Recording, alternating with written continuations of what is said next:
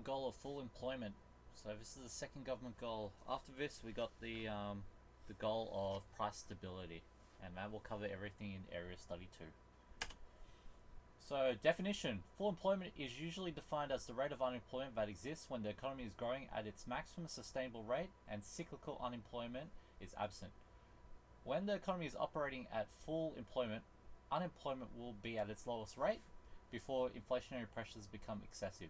This is often referred to as full employment when the level of unemployment, the natural rate of unemployment, or NAIRU, because any attempts to further reduce the unemployment rate below this level of rate will result in excessive growth in prices. So that was a mouthful, but let's break it down to more simplified terms. So what you need to say, in order to achieve full employment, we need zero cyclical unemployment, which we'll go into detail what that is. Later, you need low levels of natural unemployment. This happens when NAIRU is achieved. We'll go into details about those shortly. And the unofficial goal, as stated by Philip Lowe, is around 4.5%. So what do we know so far? Following the circular flow model, the household sector will provide labour resources to the business sector. The two consenting parties will exchange labour input for an income/reward. Employment is a key component of economic activity and provides a stimulus for growth in the economy, which can lead to a better living standards. So the ABS classifies employment as anyone over 15 years and older working at least 1 hour per week. So to be classified as employed in Australia, you just need to work 1 hour per week and be over the age of 15. Pretty crap, huh? So to be classified as unemployed, you need to be 15 years and over. And the key word here is actively seeking work. If you're not actively seeking work, you're not unemployed. And obviously working less than 1 hour per week. So what are the weaknesses to the definition of unemployment? It doesn't really reflect if labour is being fully utilised. It also doesn't look into the fact that you have to actively be looking for work to be classified as unemployed. The labour force survey is based on a multi-stage area sample of private dwellings. So about 26,000 houses, flats, etc. get do the survey, which equates to about 0.32% of the population of Australia aged 15 years and over. So the sample size is very small, which could really alter the accuracy of the unemployment levels in Australia. There are situations where volunteer workers are considered employed even though they're actively seeking work. So there you go, there's another issue. And some people provide valuable roles to society, which is unfortunately not considered unemployed or employed, e.g. carers or stay-at-home parents. So we're going to the definition of the full employment in more detail. So the ideal situation is to have every single person employed in our society. Unfortunately, this is unrealistic, as even though the most efficient allocation of resources occur, we may find people be unemployed at any point in time. This is known as the natural rate of unemployment. Full employment under the government's goals is a situation where economic growth objectives are met and cyclical unemployment doesn't exist. There is no set number for unemployment levels. They believe the maximum sustainable rate of reduction in unemployment should be set where economic growth can be maintained without running into any inflationary or external pressures. So what is NAIRU? What we saw from our definition before. So it's an acronym for Non-Accelerating Inflationary Rate of Unemployment.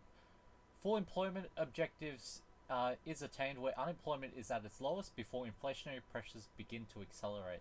So it was stated back by the Treasurer in 2014 that 5% unemployment was at NAIRU. Any attempt to bring unemployment levels below 5% was believed to cause inflationary pressure. So this occurred in 2008 when unemployment levels reached 4.1%. Also came with about 4.1% inflation, outside the government's goal of the inflationary target. Since 2012, unemployment rates have been above 5% with the inflation rate below 3%. So you're probably wondering right now, what's the correlation between lower unemployment levels and inflation? So the general rise in prices. Well, if you have more people employed, you've got more people chasing too few goods.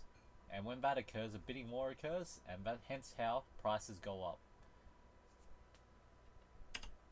So types of unemployment. We got structural, seasonal, frictional, hardcore, cyclical, and hidden unemployment. I don't know what happened, but structural, seasonal, frictional, and hardcore should be highlighted in red. These four here are types of natural unemployment. So let's go into details of each one. So structural unemployment, where the skills of the unemployed do not match the skills required by industry. So there could be a reason why you're unemployed. It could be because technology has changed, which makes your physical requirement in the workforce redundant. It could be taste and preferences, where your skills are not required anymore because people do not want the products that you can offer to society. Could be due to outsourcing. So, for example, maybe accounting. One day we'll see its end in Australia because all that work might be outsourced to China or India. Call centers is a great example of structural unemployment, where a lot of people have been left unemployed as a result of call centers moving offshore. Could be due to also business restructuring, so they might restructure the way their business works, so your skills are not required anymore, or the industry doesn't require it, or the government could have done something to make your job obsolete. Anyway, if you want some more details on this sort of stuff on structural unemployment, please look at page 172. In my example here, I've got a few images. So these are the type of roles that used to exist back in the day. These jobs obviously don't exist anymore because technology has made their skills redundant. So frictional unemployment, this one we don't really talk much about. It's not really something of a concern to the government, but it's a good thing if I mention it anyway. It's a situation where a person becomes unemployed when they're moving from one job to another. That's all it is. So yeah, difference between frictional and structural unemployment. Frictional is, it's optional, I guess. There's no barrier between you getting the job, while structural, there's a physical barrier from you getting a job. Well, not physical, but an issue that's causing you from not getting a job. So seasonal unemployment. So where a person is unemployed because their skills are only demanded during certain times of the year. Examples could be ski resort workers, fruit pickers, tax return agents. I don't know what else could be. They're like, if you're a CRT teacher, you'll be unemployed during the school holidays because you won't be paid for it and there's no work available. There's another example. So yeah, jobs that are only required at certain times of the year makes you unemployed all the other times of the year. Okay, hardcore unemployment, where a person is unemployed due to their mental, physical, and other characteristics that prevent them from receiving a job offer. So if you have some sort of behavioral problem, physical impairment, or maybe you have Tourette's syndrome. Well, with Tourette's, you can't exactly work in a childcare center or a call center because you might be saying the wrong things and might get your business in the wrong position. So this is the type of thing that make people hardcore unemployed because of some characteristic that prevents them from receiving a job. So now we're looking at cyclical unemployment. So this is one of the definitions you need to cover, or one of the key concepts you need to cover in your definition of full employment. So it's a fact of overall unemployment that's related to the cyclical trends in growth and production that occurs within the business cycle. So when a business cycle is at their peak, cyclical unemployment or cyclical unemployment will be low because total economic output is being maximized.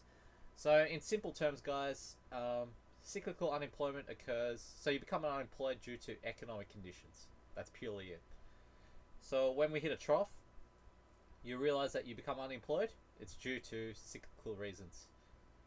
But during a peak in the business cycle, obviously cyclical unemployment will be relatively low or non-existent. So hidden unemployment, also known as discouraged job seekers.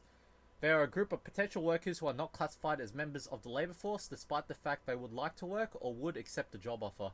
They are excluded from the statistics because they are not actively seeking employment.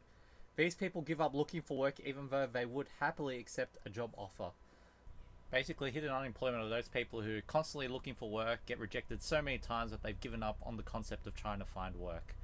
So yeah, to be a discouraged job seeker or hidden unemployed, you've just given up looking for work. even though you wouldn't mind getting a job. Underemployment, situation where the unemployment of workers do not reflect in official unemployment statistics because of the way they are compiled. Only those who have no work but are actively looking for work are considered as unemployed. Essentially, it's people having more to provide to society but are limited due to the environment they're in. So, people who are working part time but would love to work full time. Maybe those people who are working full time who want to do more hours. These are all considered underemployed, where they're not utilizing the labor to its maximum potential. Or it could be that their skills are not being utilized. So, for example, I got an image here. I have a PhD in economics and working as a waitress.